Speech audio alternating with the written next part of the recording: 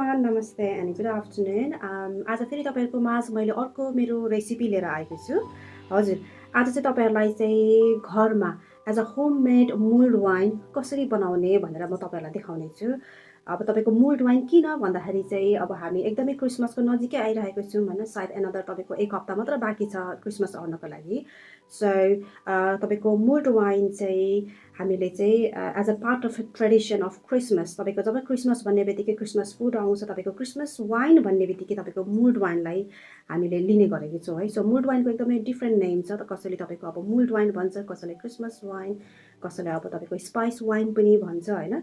So मुल्ड wine चाहिँ तपाईँको विशेष गरेर अब तपाईँको चाहिँ भनौँ न यसको हिस्ट्रीमा चाहिँ तपाईँको चाहिँ अब 2nd सेन्चुरीमा तपाईँको रोमनहरूले चाहिँ क्रिएट गरेको भन्छ है मुल्ड वाइन चाहिँ। अब किन भन्दाखेरि चाहिँ तपाईँको जाडो महिनामा होइन, अब अलिकति आफ्नो जिउलाई तताउन, अलिकति आफ्नो जिउलाई न्यानो बनाउनको लागि चाहिँ अब रोमनहरूले चाहिँ यो वाइनलाई तताएर यसमा यही सबै स्पाइसहरू मिसाएर चाहिँ उनीहरूले पिउने गर्थ्यो, स्पेसली तपाईँको जाडो महिनामा। सो गर्दा गर्दै यो चाहिँ तपाईँको युरोपियन कन्ट्रीमा चाहिँ यो एकदमै चलन चल्तीमा आयो र गर्दा गर्दै यो चाहिँ तपाईँको एज अ ट्रेडिसनमा गनियो, स्पेसली तपाईँको क्रिसमस टाइममा। हजुर, सो म आफैलाई पनि पर्सनली भन्नु पर्दाखेरि चाहिँ मुल्ड वाइन मलाई एकदमै मनपर्छ, स्पेसली तपाईँको विन्टर टाइममा चाहिँ म आफैले घरमा आफैले पकाएर बनाएर हामी बुढाबुढी चाहिँ मुल्ड वाइन प्रायः पिउने गर्छौँ। सो हजुर, यही तपाईँको चाहिँ इन्ग्रिडियन्ट्सहरूलाई चाहिँ तपाईँहरूको माझ होइन आज मैले बनाउन गइरहेको छु। सो प्लिज मेरो यो भिडियोलाई, मेरो यो रेसिपीलाई अन्तिमसम्म हेरिदिनु होला है। सुरुमा चाहिँ तपाईँहरूलाई चाहिँ यो मुल्ड वाइन बनाउनको लागि यो इन्ग्रिडियन्ट्सहरू देखाउन गइरहेको छु।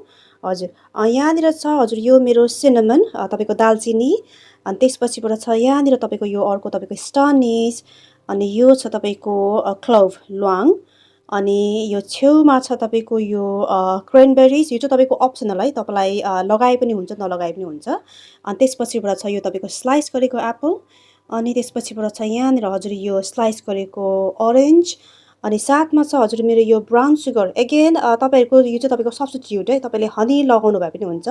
मसँग चाहिँ अहिले हनी एभाइलेबल नभएकोले गर्दाखेरि चाहिँ मैले यो ब्राउन सुगर चलाउन गइरहेको छु। अनि त्यसपछिबाट ब्रान्डी चाहिन्छ, ब्रान्डी पनि एगेन यो चाहिँ तपाईँको अप्सनल हो है। सो यो मैले चाहिँ यो ब्रान्डी लिएको छु आज। अनि त्यसपछिबाट चाहिँ यो मेरो रेड वाइन। सो स्पेसली तपाईँले मुल्ड वाइन बनाउँदाखेरि चाहिँ रेड वाइन हुनु जरुरी छ।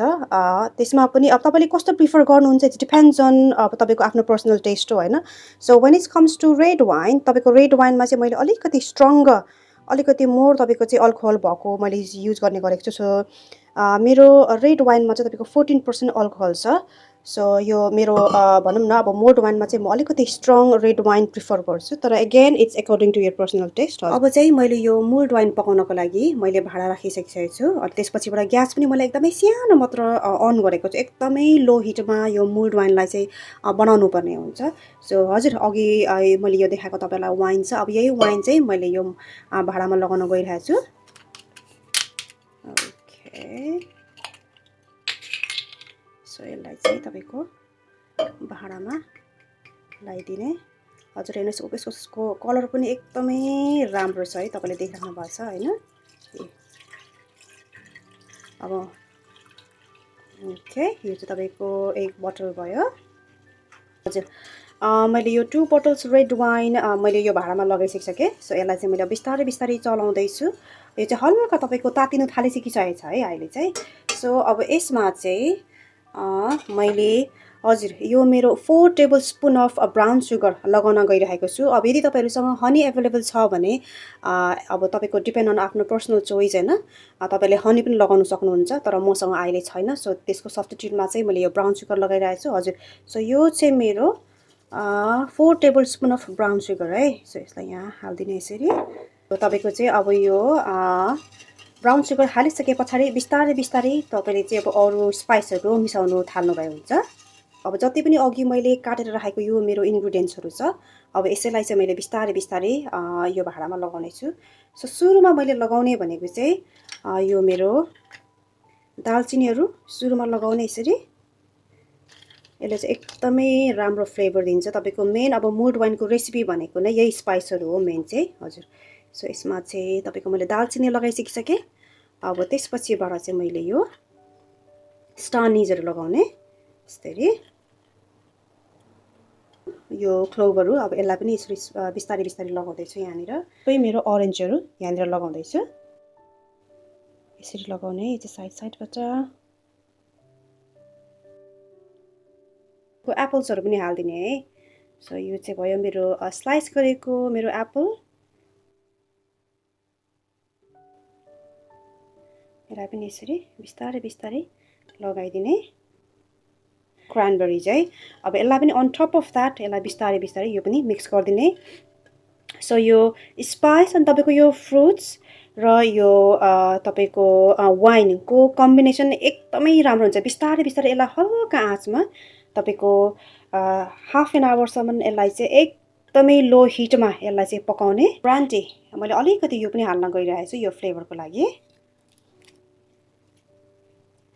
Okay that's it. धेरै नलगाउने चाहिँ यसलाई चाहिँ मैले छोपिदिएँ मेरो यो लिडले। हाफ एन आवर भइसकिसकेको छ। यसलाई चाहिँ अब म खोलेर हेर्छु है। Looks amazing. अब चाहिँ मजाले तपाईँको यसको चाहिँ फ्लेभर आइसकिसकेको छ है।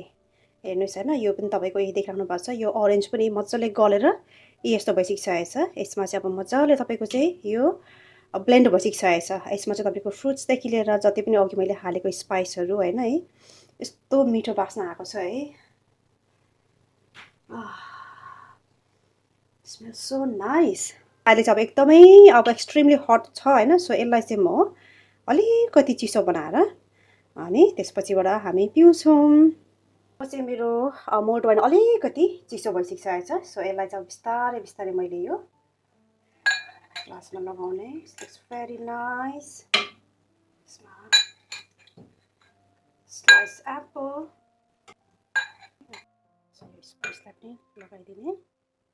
Looks really nice. ओके ल, अब चाहिँ मेरो मुल्ड वाइन पिउनुको लागि रेडी भयो। Very nice. यसमा चाहिँ तपाईँको एकदमै स्पाइस प्लस तपाईँको फ्रुटको फ्लेभर कम्बिनेसन भएर होला एकदमै रिच फ्लेभर आएको छ। काइन्ड अफ तपाईँको sweet and sour as well. So yes, यो चिसो चिसो मौसममा यो तातो तातो वाइन तपाईँहरूले पनि ट्राई गर्नुहोला। यसरी नै तपाईँहरूको माझ फेरि फेरि म नयाँ मेरो रेसिपी लिएर आउनेछु। So till then enjoy your time with your family and all see you soon. Thank you very much. Thank you. Bye bye. नमस्ते। Thank you. Bye by.